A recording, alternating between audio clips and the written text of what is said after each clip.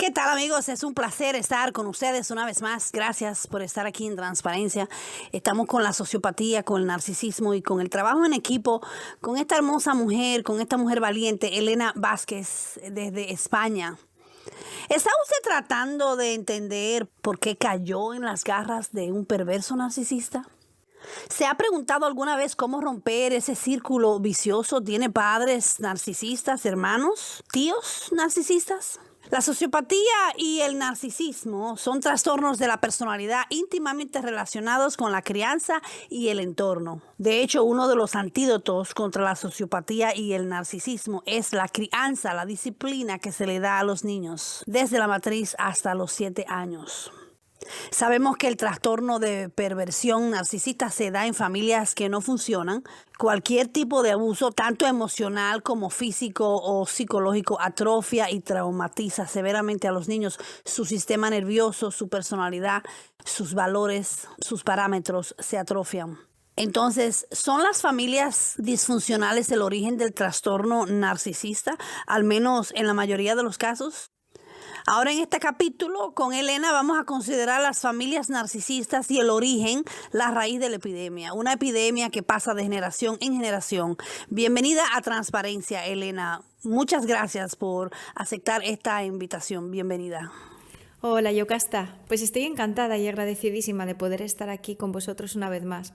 Efectivamente, sabemos que la base del narcisismo es la dejadez, o lo que sería el abandono emocional por parte de los progenitores, así como también el ejercicio de abusos sobre el menor o el hecho de haberle permitido desarrollarse hasta adulto en ausencia de límites. Entonces, el abandono emocional, por ejemplo, sería el caso de estos niños que viven su infancia silvestrados, con poca atención y seguimiento por parte de los padres. En otras palabras, esto sería sin atención afectiva. Y pues por ilustrar un poco con casos reales que nos han ido llegando a nuestra plataforma, a Comunidad Empática, voy a citaros algunas historias de la vida misma. Y para poner un ejemplo de un caso de abandono emocional, tenemos noticia en primera persona de la historia de un sujeto de 23 años. Él desarrolla trastorno de personalidad narcisista perversa, habiendo reconocido haber sido criado prácticamente desde bebé por los clientes del bar de sus padres. Sus padres trabajaban todo el día sin descanso en este local, donde ya sabemos que los bares, el tipo de clientela, pues no es lo más recomendable para la crianza de un bebé, ¿no? Porque todos sabemos, en los bares la gente bebe alcohol, se dicen palabrotas, se cuentan historias de burdel y pues no es el entorno más apropiado, desde luego que no.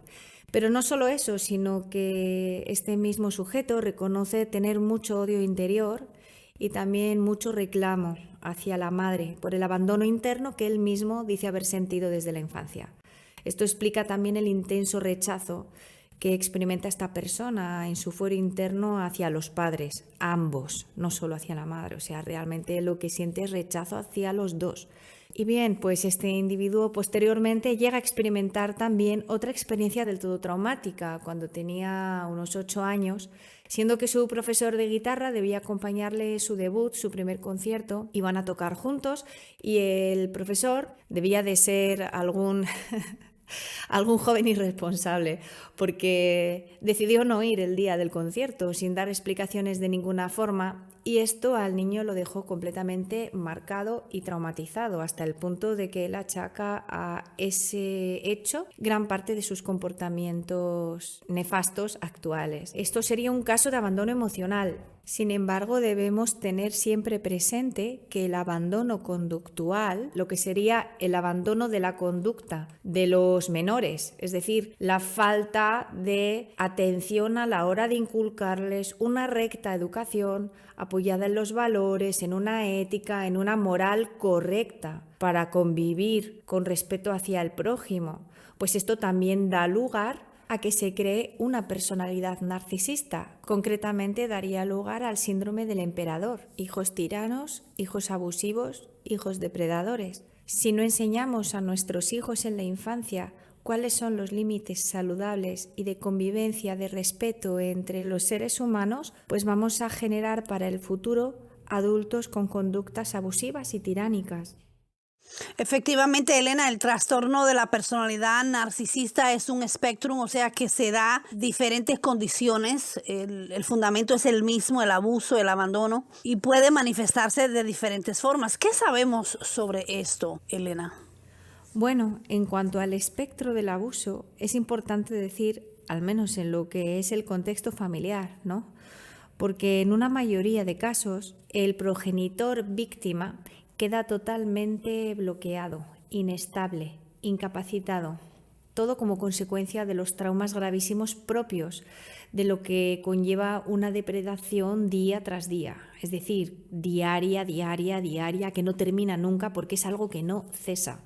Entonces el progenitor víctima, en consecuencia, llega un momento en que no se puede atender ni a sí mismo, porque resulta haberse convertido en un esclavo emocional de la contraparte, del depredador. Entonces, lógicamente, si no puede atenderse a sí mismo, tampoco va a poder atender a su descendencia. Y esto es el caos en la familia como consecuencia de un espécimen depredador. Es decir, un agujero negro que consume toda la energía sin dejar nada para los demás y que se alimenta malignamente también, por así decirlo, ¿no?, del alma de sus seres más cercanos.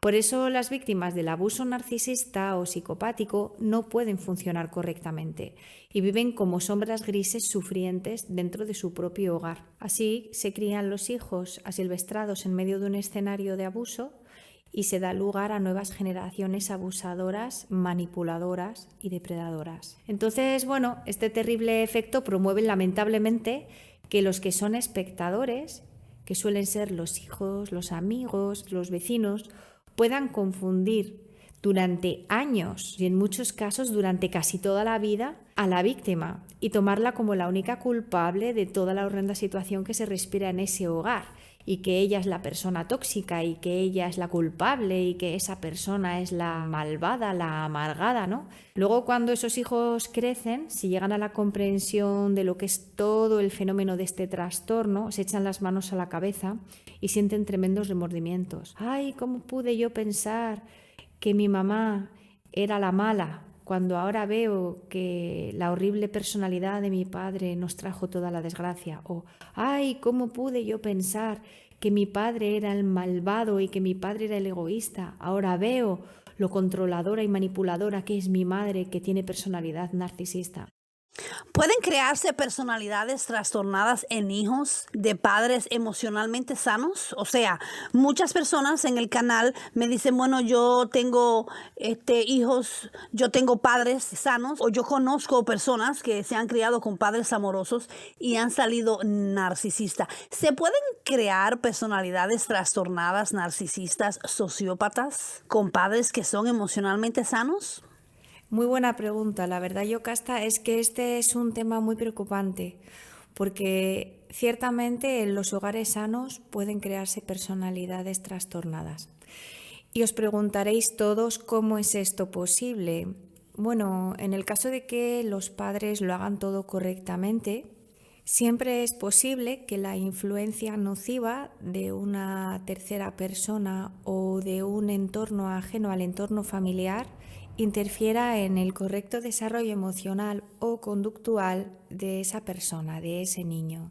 Un caso que nos ha llegado recientemente a la plataforma es el de un chico que admite que en la adolescencia empezó a relacionarse con amistades que promovían los comportamientos de abuso. Y de hecho, este chico nos explica cómo los comportamientos abusivos que fue aprendiendo junto a estas personas, que eran sus amigos, fueron incorporándose paulatinamente a su personalidad como parte de él mismo en un proceso muy natural. También conocemos el caso de una catedrática que, con su trastorno de personalidad narcisista, como cogía a sus alumnos desde niños y les daba clases a lo largo de todo su desarrollo hasta pasada la pubertad, creó promociones y promociones y promociones de músicos narcisistas dentro del conservatorio aquí en España. Y nos encontramos muy a menudo con casos en los que un matrimonio empático tiene hijos empáticos, pero un tercero, que siempre suele ser un tío, un hermano de los padres, que se inmiscuye en la educación de ese hijo o a las espaldas de los padres les da directrices de comportamiento a esos hijos y llegan incluso a hacer síndrome de alienación parental. En este sentido, nos gustaría poner sobre aviso a todas las familias de empáticos, a todas las parejas empáticas con hijos y sobre todo las personas empáticas que tienen hijos en solitario, porque son muy vulnerables precisamente a que se infiltren depredadores, personalidades depredadoras en estos hogares. Estos depredadores, que normalmente además no tienen hijos propios o no tienen pareja, o viven en crisis en pareja, por eso se infiltran en los hogares de sus hermanos o sus sobrinos o de sus vecinos o de sus empleados y crean tremendos desastres, inmiscuyéndose manipulativamente en hogares ajenos, los cuales despedazan sin misericordia, con gran disfrute para sus instintos perversos y además inhalando todo el combustible negativo que emana del dolor y la desesperación y el horror del prójimo. Así funcionan estas mentes trastornadas y debemos tenerlo siempre presente. Conocemos el caso, nos ha llegado una tragedia horrible. Bueno, nos han llegado varias, pero esta concretamente es de echarse a temblar. Se trata de 2 hermanas, una hermana empática y la otra es una hermana con trastorno de perversión narcisista, que tiene mucha envidia, además de su hermana empática. La hermana empática tiene la mala suerte de verse sola criando a su hija y de tener la necesidad de pedir ayuda a sus padres para que se la cuiden mientras ella va a trabajar. Y en esos lapsos de tiempo, la hermana perversa va tejiendo una tela de araña en la que enreda a la hija, creándole un síndrome de alienación parental, de tal manera que consigue que la hija odie y aborrezca a la madre y transforma a esa niña que en principio podría haber tenido un comportamiento empático, la transforma en una terrible perversa también y hace que esta hija se comporte con tal odio hacia su madre que la deprede a la propia madre la hija. La historia termina en que la hermana perversa se sale con la suya porque consigue que este bebé, esta niña, cuando llega ya a la edad adolescente, se vuelva contra la madre en una forma terriblemente sádica y cruel. Y de esta manera la hermana narcisista, que envidiaba a la hermana empática, roba a la hija a su hermana y se la lleva a vivir lejísimos de la madre, donde nunca más puede haber una oportunidad de reconciliación.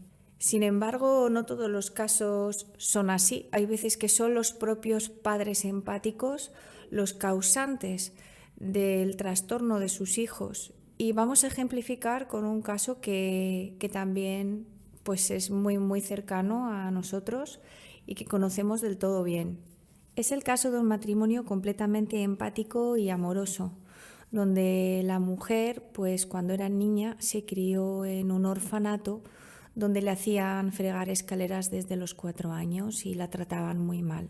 Entonces, cuando esta mujer creció y se casó con este buen hombre, alcanzaron un buen estatus económico y ella internamente tenía la necesidad de que a sus hijos no les faltara de nada y tuvieran todo lo que ella no había podido tener. De esta manera, cuando nacen los 2 niños, el matrimonio se vuelca y los tratan como a excelsos príncipes.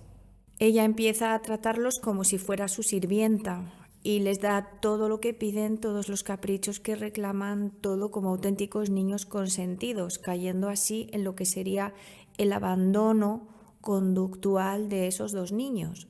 En este sentido, no se les ponen límites de ninguna manera y lo que se consigue es que se crean con un derecho superior al resto de las personas que viven en esa casa. Este matrimonio se vuelca en darles todos los medios económicos para que puedan tener una formación académica universitaria, darles formación intelectual fuera de casa, mientras que dentro del hogar se les consiente absolutamente todo y se les conceden todos los caprichos. Y además su madre, siendo los niños ya adultos, les hace de asistenta, les hace la comida, friega los cacharros, les lava y les plancha la ropa, etcétera, etcétera, etcétera. Y así se van criando estos hijos que no mueven un dedo ni para cambiar el rollo del papel higiénico. Pero lo que es peor es que se les aguantan abnegadamente todas sus exigencias y actitudes egoístas, y sin enseñarles que esa no es la forma correcta de comportarse.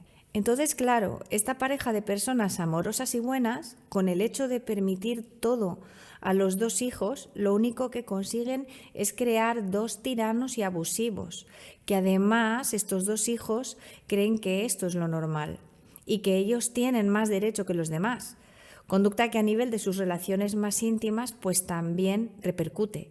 Digo a nivel de las relaciones más íntimas de los hijos porque uno de ellos inicia una relación de pareja y este hijo pretende que la esposa ocupe el lugar de la madre y le haga de recadera, de cocinera, que le haga la cama, que le planche la ropa, etcétera, etcétera. Entonces, claro, pues este hijo pretende que su esposa obedezca sumisamente y también le aguante sus continuas devaluaciones y exigencias.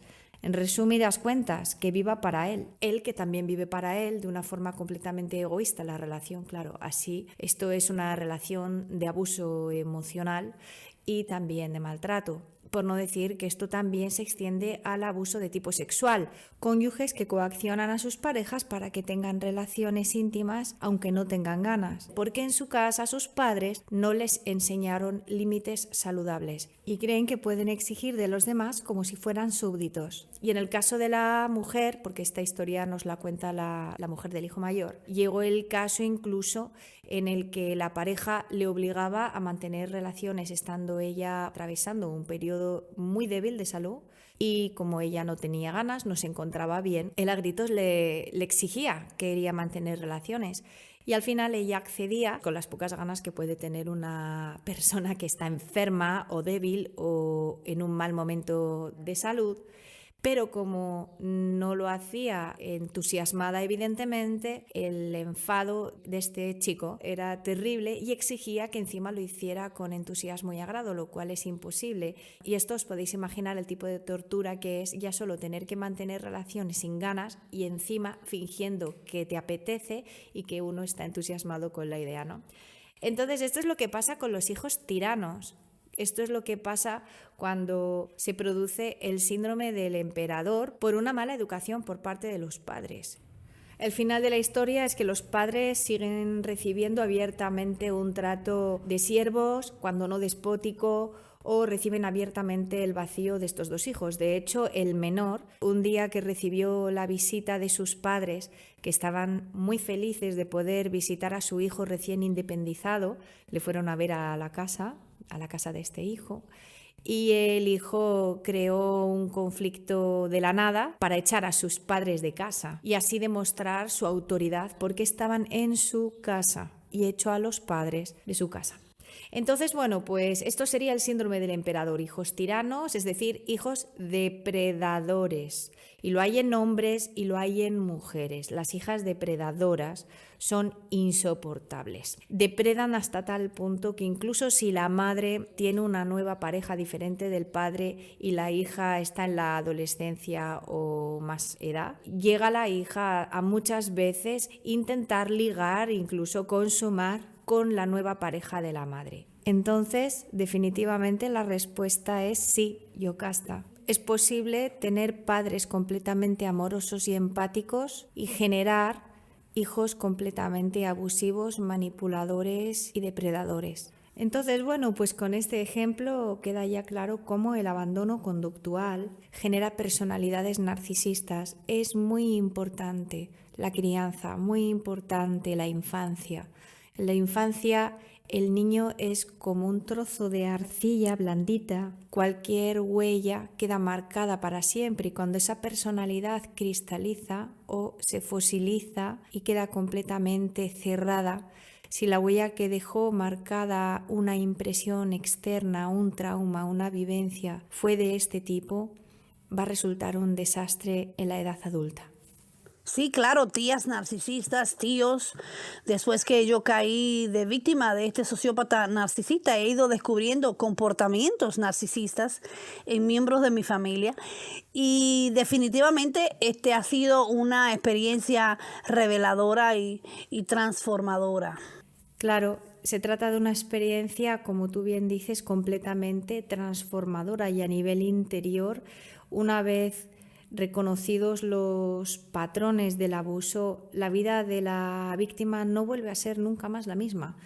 Esa transición de víctima a héroe que alguna vez otros compañeros han detallado es tal cual. Ya desaparece la víctima y aparece en su lugar el héroe, la heroína, quienes han superado esto con una comprensión profunda y trascendental de todo lo vivido.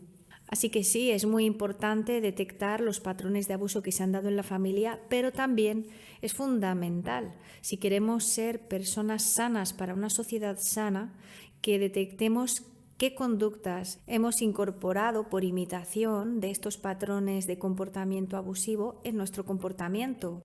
Porque toda persona que tiene el abuso tomado como lo normal, pues lógicamente ha incorporado en su infancia por imitación patrones de tipo abusivo que ejerce sin darse cuenta sobre terceros, sobre los demás. Por eso es posible afirmar que aunque la persona sea empática, si se ha criado en un hogar de este tipo, donde las dinámicas de abuso eran el pan de cada día, esa persona va a llevar indudablemente rasgos del trastorno narcisista adheridos en su psiquis sin que ella misma se dé cuenta de que esos rasgos no son sanos.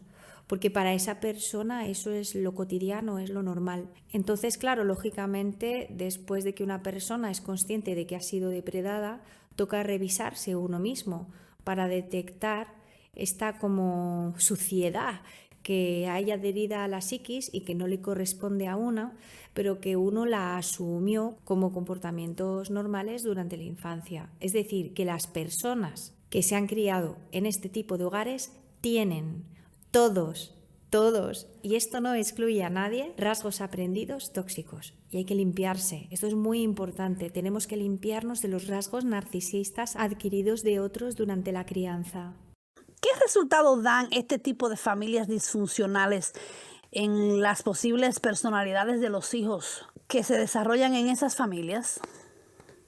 Bueno, en nuestra experiencia de las personas que nos llegan a la plataforma y nos cuentan sus testimonios vivientes, podemos decir que hemos observado que hay un gran porcentaje de descendencia que desarrolla nuevamente el trastorno, lamentablemente.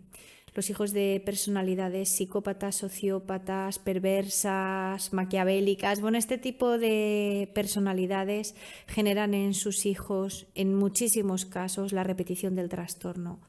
Por otro lado, la descendencia que permanece siendo empática, digamos que adquiere rasgos severos, aprendidos y normalizados por imitación del trastorno, rasgos de conducta tóxicos. Entonces podemos decir que por mimetismo sí se asimilan comportamientos de naturaleza dañina, que luego estos empáticos en algún momento que despierten cierta parte de conciencia se dan cuenta y se responsabilizan inmediatamente y deciden hacerse cargo de estos rasgos hasta su completa eliminación. Y luego tenemos también otra parte de descendencia que queda completamente codependiente. Tenemos muchos casos de hijos de madres narcisistas que viven absolutamente despersonalizados toda su vida. Les ves con 50 años y viven con la madre narcisista, la cual ha saboteado todas sus posibles relaciones de pareja, y el hijo vive con mamá. Luego también tenemos descendencia con traumas. Es muy curioso porque hemos observado en los hijos de padres netamente psicópatas y sociópatas que han desarrollado estados defensivos y de alerta permanentes, así como estrés ante situaciones comunes de la vida, y también han desarrollado ciertos complejos a la hora de sociabilizar en términos de igualdad con otras personas. Se sienten inferiores en muchos casos o débiles, inseguros. Es terrible lo que estas personalidades son capaces de perpetrar en las personalidades sanas que quedan a su cargo, ¿no? Entonces, bueno, la descendencia que asume el abuso y los comportamientos sociopáticos como normales tienen la tendencia a perpetrar también abusos, puesto que eso a ellos les parece que es normal. Pero también, como personas empáticas que realmente son, quedan desprotegidos frente a la depredación de terceros. ¿Te abusó tu pareja? ¿Tienes el abuso normalizado? ¿Será que aún no has analizado correctamente el hogar en el que te criaste? Pues ahí le has dado, has hecho Diana, le has dado en el blanco, Yocasta, porque estas son las preguntas que las personas que se acaban de dar cuenta de que han pasado por una relación de abuso narcisista o de depredación, por englobar también el abuso de las personalidades psicopáticas, deben plantearse, todas las personas que han sido depredadas deben plantearse si en sus familias les enseñaron a normalizar el abuso. En las familias donde hay progenitores con personalidad psicopática, sociopática o perversa, se generan cónyuges abusados en la vida cotidiana. Dentro del hogar encontramos que una de las partes de la pareja, generalmente, existen casos en que las dos partes de la pareja ambas son depredadoras, pero no es lo más habitual. Generalmente uno es el que abusa y el otro es el abusado. En general, en estas familias los hijos aprenden a que esto es lo normal y viven la realidad psicopática, es decir, que normalizan el abuso. Y esto, para los menores, es el caldo de cultivo ideal para tomar como normal y aceptar sin filtro esta lógica tóxica y esta realidad de estas mentes trastornadas. El hecho de que son niños significa que están aún carentes de valores y vacíos de criterio todavía. Por eso estos hijos perciben que esa es la forma de vivir común y aceptable. Os voy a contar el caso de la hija de una perversa narcisista. Cuando esta hija llegó a la edad adulta, aunque era empática, no había podido aprender la expresividad afectiva. En consecuencia, cuando ella tuvo a sus hijos, no pudo porque no sabía mostrar amor expresivamente hablando a sus dos hijos. Y ella, tal como nos lo cuenta, dice que notaba que algo no iba bien, pero que no sabía exactamente qué era. Admite además que la hermana de ella es terriblemente perversa también y que ella llegó a pensar que todo el mundo, todo el mundo era así y funcionaba de esta manera. Este tipo de conductas que se viven en estos hogares como lo normal, entrecomillado. Además, esta mujer reconoce también haber ido ella consintiendo siempre parejas afines a estos antivalores familiares, que son los que había conocido en su infancia. Es decir, hombres también tóxicos, porque para ella es que ese era el comportamiento normal y aceptable y no había otra cosa más allá de eso que ella conocía. Es decir, que sí, hay normalización del modelo depredador en los hijos. Y este es el motivo de que efectivamente sea tan importante que las víctimas de depredación hagan un exhaustivo análisis del modelo de crianza que han vivido. ¿Por qué la mayoría de las víctimas del abuso narcisista y psicopático y sociopático se repite de nuevo una y otra vez? ¿Por qué se victimizan una y otra vez? ¿Qué origina este patrón, Elena, de acuerdo a tu experiencia y a tu análisis? Pues mira, me encanta que me hagas esta pregunta. ¿Y sabes por qué? Porque a nivel personal siento una gran disconformidad con estas gentes pseudoespirituales que van por ahí revictimizando a las víctimas, acusándoles de que ellos han atraído el hecho de ser depredados. No se puede ser más cruel. Estoy de acuerdo con que existe una ley cósmica, la ley de la atracción vibratoria o por afinidad, por la cual cada uno atrae personas de su vibración y también atrae circunstancias y recurrencias de su vibración. Pero no puedo jamás estar de acuerdo en lo que estas personas tratan de afirmar con estas aseveraciones, porque por esa regla de 3, Jesucristo atrajo entonces que lo crucificaran, que le dieran latigazos, que le pusieran una corona de espinas. Entonces, ¿qué ocurre con estas gentes que van de espirituales y de elevados a nivel interior, que van revictimizando a las víctimas del abuso narcisista, haciéndolas responsables del daño que están sufriendo, como si ellas mismas fueran las causantes y las personas tóxicas? Entonces, esta creencia falsa y revictimizadora hay que erradicarla totalmente.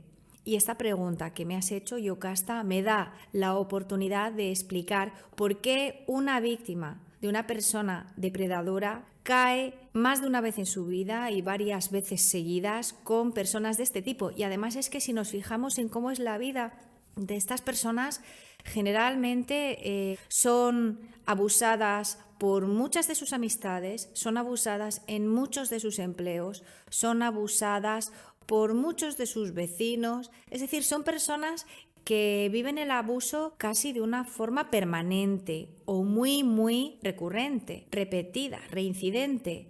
¿Por qué? Pues porque del mismo modo que un coyote huele la sangre de una gacela herida y sigue el olor de la sangre hasta que encuentra a su presa y entonces la ataca, si la gacela consigue volverse a escapar esta segunda vez, sigue dejando un rastro de sangre que va a alertar a todo depredador que pase por allí cerca y lo pueda oler. ¿Qué significa esto? Significa que una persona que de niño ha interiorizado como normal el abuso es detectado por estos depredadores como el tipo de persona idónea que tolerará todo abuso porque lo considera normal. Y esta es la causa, que al olor de la sangre van todos los depredadores detrás. Y de esto, 100% no es responsable la víctima. Es importante añadir que para cuando esa persona por fin se da cuenta de que ha sido depredada por una personalidad sociopática, psicopática, narcisista, emperador, lo que sea, cuando por fin la persona cae en la cuenta de que ha sido depredada por una persona, todavía no ha echado la vista atrás hacia el principio de toda su historia de depredación, que comenzó en su familia, en su infancia. Y es que está claro, porque las personas criadas en hogares empáticos sanos tienen tolerancia cero al abuso. En cuanto se les presenta algún tipo de abuso del tipo que sea, salen espantados de allí ante la alerta que se les enciende a nivel interior. Entonces, solamente pueden ser víctimas de un depredador estas personas sanas en situaciones de debilidad contextual, lo que sería, por ejemplo, en una situación de subordinación laboral o de dependencia económica o por enfermedad o alguna posición puntualmente vulnerable. Pero el mayor porcentaje de víctimas de abuso narcisista o de personalidad psicopática siempre han estado en contacto con el abuso mucho antes en el tiempo, en el seno de su hogar en la infancia o en la adolescencia. Así que si el abuso no se dio en el hogar, pudo haberse dado en la escuela u otros ambientes del menor, aún sin conocimiento de los padres también, que es lo que comentábamos al principio. A esto hay que añadir que estas personas durante su crianza estuvieron en contacto directo con el abuso y lo internalizaron como algo muy cotidiano. Y así es como tenemos, metafóricamente hablando, conejitos criados por zorros. Dicho esto, ¿nos va a sorprender entonces que cuando estos conejitos salgan del hogar sean depredados también por otros zorros? Pues ahí está la respuesta. Claro, entonces, que la raíz del abuso es una crianza de abusos y el niño se programa, el ser humano se programa a partir de la matriz hasta los 7 años. Por eso, después de los 7 años, presenta características de sociópatas narcisistas en hombres y mujeres. Esta información es para hombres y mujeres. Esto explicaría los niveles de epidemia, una pandemia que se experimenta en relaciones con estas personalidades abusivas y depredadores que cada vez son más y más. ¿Es eso correcto? Exactamente. Por eso nosotros a los casos que nos van llegando lo primero que hacemos es conducirles a poner los ojos no en su última relación de abuso, sino en la familia, cómo fue su infancia y qué personalidades tenían las personas que les criaron. ¡Ay! Ahí llegan las sorpresas, muchas sorpresas, porque ahí es donde el individuo que ha sido víctima empieza a abrir los ojos a una realidad mucho más amplia. Y entonces empieza el fenómeno de la comprensión. Gracias a las reflexiones sobre el origen de la normalización del abuso, alcanzamos comprensiones de tipo superior que nos ayudan a trascender el último abuso, que suele ser el de la pareja, y que no tiene por qué ser precisamente el más grave. Decimos el de la pareja porque es el que es más visible a nivel cotidiano a la hora de detectar el abuso narcisista, sociopático, psicopático de la personalidad. Son tantas las palabras que utilizamos ya para estos perpetradores que queremos utilizarlas todas porque no sabemos cuál de todas es la más correcta, pero bueno, Sabed que tenemos perversos narcisistas, que tenemos sociópatas, tenemos psicópatas, tenemos maquiavélicos, tenemos tantas cosas horribles que en cualquier caso la palabra depredadores los engloba a todos. Muy bien, Elena, entonces ha sido un placer estar contigo. Qué tema tan interesante, las familias narcisistas, el árbol genealógico del narcisismo. Queremos entrenar, queremos asesorar a las personas sobre estos temas de manera que aprendan a manejarse, aprendan el contacto cero, aprendan el cero contacto emocional. Así es, Yocasta, contacto cero, atención cero y piedra gris en el caso de tener que permanecer cerca de ellos. Cuanto más lejos, mejor. Y bueno, como nosotros siempre decimos, hay que amar a todos, incluso con sus defectos y sus peores lacras. Eso significa que también podemos amar a los tigres de Bengala, pero desde luego no los metemos en nuestra casa. Así que bueno, muchísimas gracias por tenerme aquí. Soy Yocasta Reyes, esto es asesoría, esto es entrenamiento, esto es desarrollo personal, esto es relaciones humanas. Por favor, dele me gusta, comente, cuéntenos su experiencia, qué le pareció la información. Suscríbase al canal si no lo ha hecho, dele a la campanita para que reciba notificaciones cuando usted se suscribe al canal. Usted apoya este canal y apoya este trabajo, y también cuando usted comenta, pues coopera con las demás personas. Acuérdese que ayudando a los demás usted se ayuda a sí mismo. Gracias Panamá, gracias Colombia, gracias España, gracias México, Estados Unidos. Estamos preparando entrenamientos mensuales, suscripciones, membresías para que todos puedan entrenarse y pasar a una nueva dimensión de nuestra persona. No se olvide jamás que una persona que trabaja con las manos es una obrera, una persona que trabaja con las manos y la mente es una alfarera, y una persona que trabaja con las manos, la mente y el corazón es un artista. Gracias por su sintonía y hasta la próxima.